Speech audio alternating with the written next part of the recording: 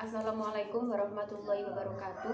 Nama saya Fida Saidia. Saya salah satu mahasiswa kelas 3D Institut Agama Islam Syarifuddin. Di sini saya akan menjelaskan tentang teori kognitivisme dan teori humanisme. Yang pertama yaitu teori belajar kognitivisme. Istilah kognitif berasal dari kata cognition yang artinya adalah pengertian.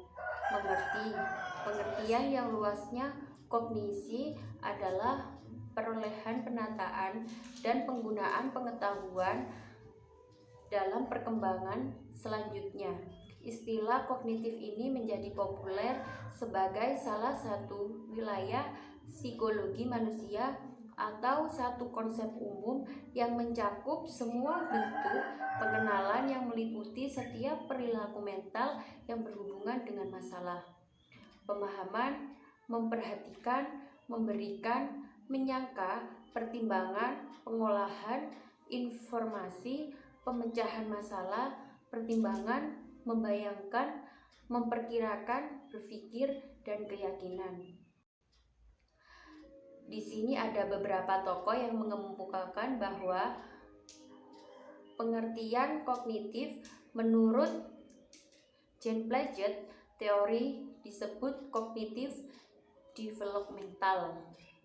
Dalam teorinya, Piaget memandang bahwa proses berpikir sebagai aktivitas gradual dan fungsi intelektual dan konkret menuju abstrak. Intelektual dari konkret menuju abstrak. Teori Piaget menunjukkan bahwa kecerdasan itu berubah seiring dengan pertumbuhan anak. Perkembangan kognitif seorang anak bukan hanya tentang memperoleh pengetahuan, anak juga harus mengembangkan atau membangun mental. Yang kedua yaitu menurut Jerome Bruner dengan discovery learning-nya.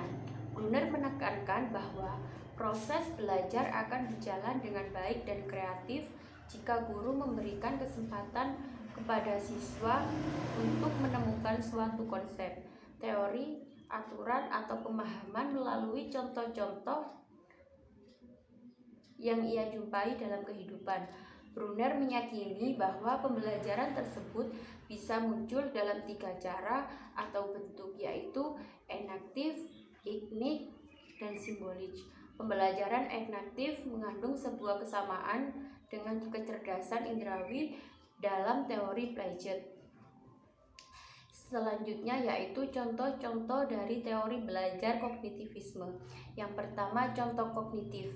Contoh kognitif ini bisa ditunjukkan ketika seseorang sedang belajar membangun sebuah ide dan memecahkan masalah. Guru ketika menggunakan bahasa yang mudah dipahami oleh peserta didik serta memberi ruang bagi mereka untuk saling berbicara serta diskusi dengan teman-temannya. Yang ketiga yaitu meminta siswa untuk merefleksikan pengalaman mereka melalui pembuatan jurnal atau laporan harian tentang kegiatan apa saja yang ia lakukan. Yang keempat yaitu membantu siswa menemukan solusi baru untuk suatu masalah untuk mengembangkan cara berpikir kritis.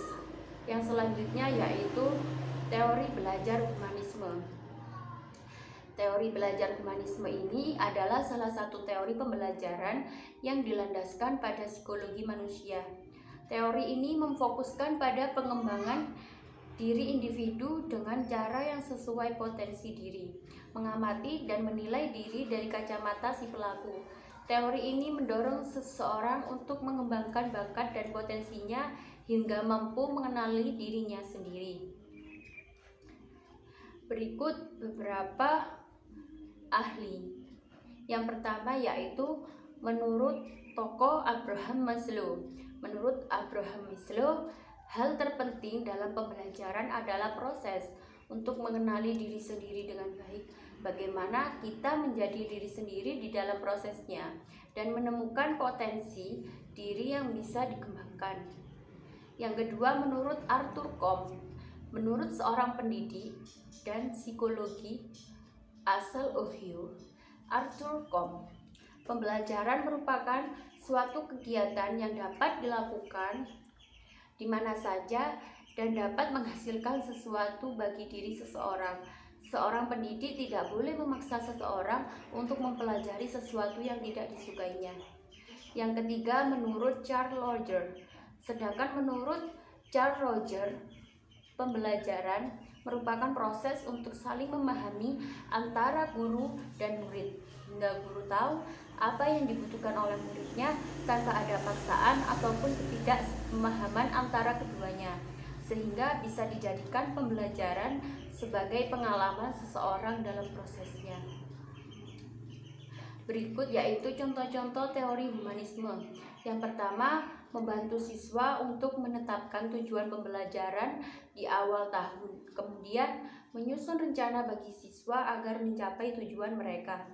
Yang kedua yaitu menciptakan lingkungan belajar yang aman bagi siswa dengan memberikan makanan ringan dan menciptakan hubungan yang baik dengan mereka sehingga kepercayaan bisa terbangun. Yang ketiga yaitu menciptakan kesempatan belajar yang menarik, misalnya seperti siswa untuk membentuk sistem pemerintahan di kelas agar mereka bisa lebih memahami peran dan fungsi lembaga pemerintahan. Yang keempat yaitu memanfaatkan jurnal untuk membantu siswa fokus pada evaluasi diri dan perasaan mereka sebagai bagian dari pembelajaran. Sekian dari saya, hanya itu yang bisa saya sampaikan. Kurang lebihnya mohon maaf. Wassalamualaikum warahmatullahi wabarakatuh.